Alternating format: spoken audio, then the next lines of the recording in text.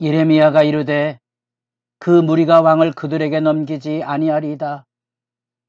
원하옵나니 내가 왕에게 아뢰바 여호와의 목소리에 순종하소서. 그리하면 왕이 복을 받아 생명을 보존하시리이다. 새벽을 깨우는 거룩한 기도자 여러분,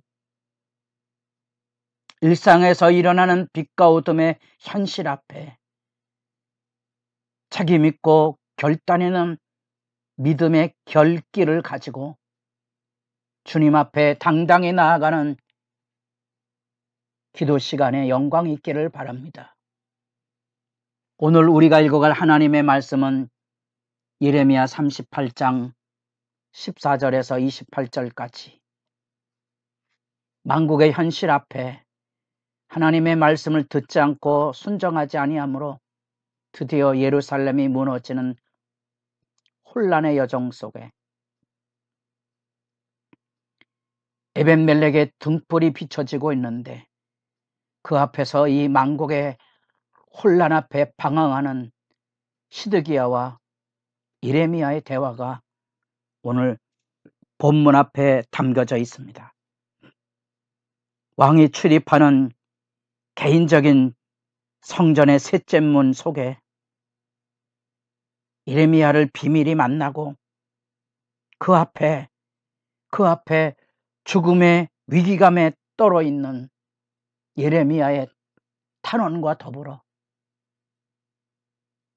지푸라기라도 붙들고자 하는 시드기야의 두려움의 대화가 여기 겉돌듯이 나뉘어져가는 모습을 보고 그 비밀 대화에 대한 사냥개와 같은 고위 관료들의 추궁 앞에 만국의 위기가 드러나는 그 현실의 아픔이 우리에게는 본문 앞에 담겨져 있는 내용입니다. 시드기야는 이 불안함을 떨치기 위하여 예레미야를 만나서 한 가닥 희망의 이야기를 들으려고 합니다. 시드기야의 두려움은 바로 그 불신앙에서 일어났던 하나님과 세상 앞에 머뭇거리는 모습이고 예레미야의 직설적인 표현, 왕이여 여호와의 목소리에 순종하소서. 바벨론 왕에게 항복하십시오. 그러면 내 생명이 살겠고 이 성이 불사람을 당하지 아니하겠고 너와 네 거적이 살려니와. 그러나 그 하나님의 초대에 대하여 두렵고 떨림으로 서 있을 수밖에 없는 시드기야는 그것을 받아들이기가 어려웠던 거죠. 그래서 자꾸 예레미야를 만나서 붙들고 또 다른 말씀 피할 방책을 지금 계속해서 찾아가고 있는 겁니다. 마치 발람 선지자의 가증함처럼 이 시드기야의 아픔을 여러분들이 볼 수 있다면 우리가 믿음으로 살아가는 길에 당당하게 십자가 지고 가야 될 모욕과 핍박과 시련을 우리도 할 수 있거든 회피하려고 주저리 핑계하고 남을 비난하는 내 죄가를 뒤집어 씌우는 일상으로 가는 어둠의 길에 방황함, 그것을 볼 수 있어야 되지 않겠습니까? 우리가 역사를 보고 들을 때 심지어 정치가들이 역사를 정의의 편람 위에 세우는 이 무모하고도 어리석은 행태들, 자기들이 정의롭다는 그런 자기 오만에 빠져서 역사를 난도질하고 백성들을 혼란에 물들이고 있는 이 만국의 현실들을 우리가 지켜보면 눈물 나지 않겠습니까? 그 안에 주님의 이름을 높이기 위하여 조롱과 멸시를 짊어지는 사람이 없어 교회가 세상처럼 수치가 드러날 때 여러분들은 어떠한 생각, 여러분들은 어떠한 행동으로 그것을 판단하고 있었습니까? 부부간에도 갈등이 일어나면 상대편의 잘못을 비난하는 것으로 비참한 결말을 내는 것이 오늘날의 현실 아닙니까? 누군가 뒤집어 써야 되지 않겠습니까? 왜 뒤집어 써야 되죠? 죄의 대가, 징벌을 짊어져야 되는 거지요. 누군가 악을 뿌려서 죄악이 가져온 사망을 짊어져야 되는데 누군가 짊어지고 가야 되지 않겠습니까? 바벨론 70년의 길이 그 길입니다. 그래서 심판을 말하건 예레미야 34장부터 예수님이 하신 말씀의 얘기를 자주 했습니다. 내 눈이 범죄하거든 뽑아버려라. 가혹한 얘기처럼 들리셨습니까? 농담으로 들리셨습니까? 어쩌면 이 바벨론 포로의 기간이 그렇게 두 눈을 뽑고 손발이 잘려나가는 역사의 책임 앞에 회개와 정결과 거룩을 배우는 시간이었죠. 그곳에서 하나님 앞에 울부짖음으로 역사의 책임 앞에 서면서 우리는 비로소 70년이 연단의 기회이고 하나님의 오래 참음의 기간이며 그것이 십자가, 예수 십자가였던 거죠. 내가 겪어야 될 죄악의 저주를 예수님이 십자가상에서 짊어지셨다는 겁니다. 아멘입니까? 그러면 여러분은 예수 믿고 천당 갑니까? 바로 그렇게 갑니까? 여러분도 예수님의 길을 따라 자기를 부인하고 자기 십자가의 길을 가야 하지 않겠습니까? 내 자녀가 잘못하면 죄의 대가를 치러야 될 때 내가 치르는 게 훨씬 아름답지 않을까요?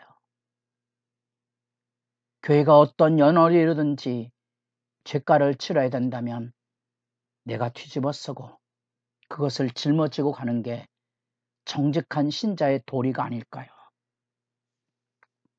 이 시드기야의 불안과 두려움 앞에 시드기야는 자기의 치부를 감추기 위하여 예레미야에게 자기와 나눈 대화를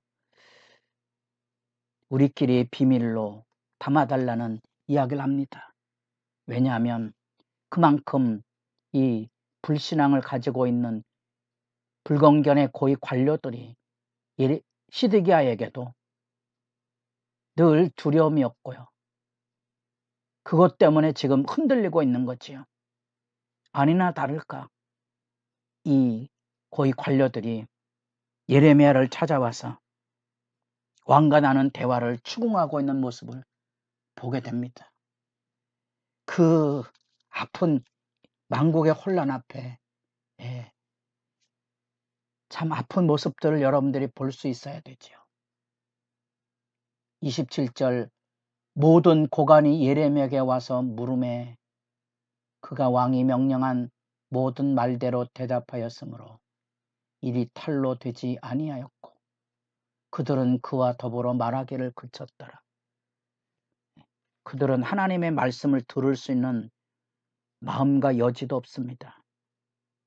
자기들의 권력을 유지하는 데에서 예레미야를 통하여 왕과의 권력 싸움 앞에 자기들의 이권과 기득권을 챙기는 그것 외에는 대화할 게 없었던 겁니다. 우리의 대화 안에 하나님의 진리, 하나님의 뜻이 있습니까? 아니면 우리들의 욕망과 이권과 우리들의 명예만 있습니까? 만국의 혼돈 앞에 어둠의 세력의 모습이 바로 그와 같은 것입니다. 우리는 언제나 이 빛과 어둠 사이의 선택을 받습니다. 나 혼자 잘 먹고 잘 사는 현실의 유익을 따라 살아갈 것이냐. 심지어 내 죄가 아님에도 불구하고 예수님처럼 찢었으나 싸매시는 하나님을 바라보며 징벌을 내가 짊어지고 갈 수 있겠는가? 이것이 우리들의 늘 일상의 선택입니다. 느헤미야 1장을 같이 읽어야 된다 그랬습니다. 느헤미야는 예루살렘이 불타없어졌다는, 성문이 불타없어졌다는 말을 듣고 우리 조상들의 죄와 우리의 죄악을 토설하고 하나님 앞에 울부짖으며 하나님에 대한 희망을 기도합니다. 나라도 가겠습니다. 도와주십시오. 하나님은 치셨으나 싸매는 분 아니십니까? 시드기야의 간사함에 비하여 이 느헤미야의 정직함이 대조되어 있습니까? 그래서 오늘 말씀 앞에, 역사의 혼돈 앞에 책임 있는 결단과 도전이 무엇인지를 여러분도 묵상하시며, 기도는 여호와의 말씀 앞에 순종하는 결단의 시간이라 그랬습니다.